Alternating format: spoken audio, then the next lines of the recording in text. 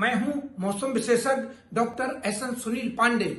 जिस तरह से आप देख रहे हैं कि इस बार जो हमारा मानसून आगे बढ़ने का है, उसमें जो पूर्वी किनारा है वो हमारा अभी रुका हुआ है, लेकिन हमें अरेबियन सी का पूरा सपोर्ट मिल रहा है। और अरेबियन सी में आज जो हमारा पश्चिमी किनारा है वो हो सकता है कि थोड़ा आगे बढ़े और शाम तक ये घोषणा हो जाए कि महाराष्ट्र और मध्य प्रदेश तक मानसून पहुंच रहा है।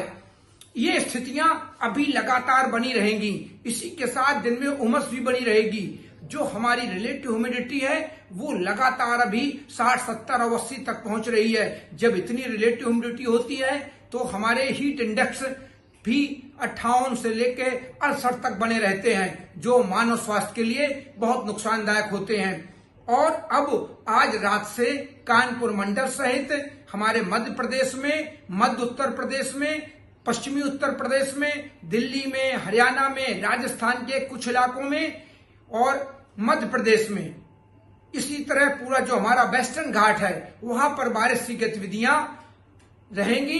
कहीं कम होंगी, कहीं ज्यादा होंगी। और कानपुर मंडल और उत्तर प्रदेश के मध्य इलाके में होंगी, थोड़ी तराई के रीजन में होंगी। लेकिन बिहार और पश्चिम जो हमारा पूर्वी उत्तर प्रदेश का क्षेत्र है वो अभी सूखा दिखाई पड़ रहा है और सूखा रहेगा। लेकिन आगे स्थितियां आने वाली हैं और जिस तरह से अब मानसूनी मॉडल बन रहे हैं, वेदर सिस्टम आगे बन रहे हैं, उससे लगता है कि अगले 24 से 48 घंटे में मानसून का जो पूर्वी किनारा है वो भी आगे बढ़ेगा और बारिश की गतिविधियां भी शुरू होंगी सभी जगह।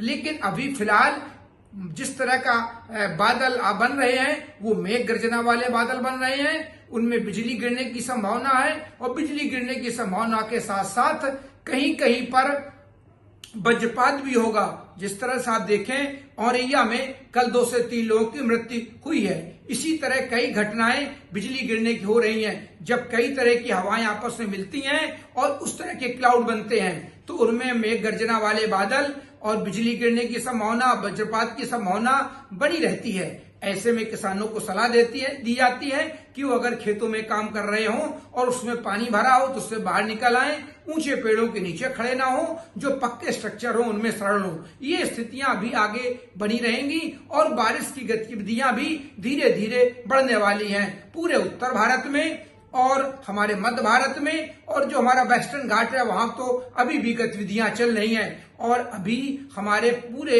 इस जून में 34% तक बारिश पैन इंडिया में कम हुई है और हमारे उत्तर भारत में 43% बारिश कम दर्ज की गई है।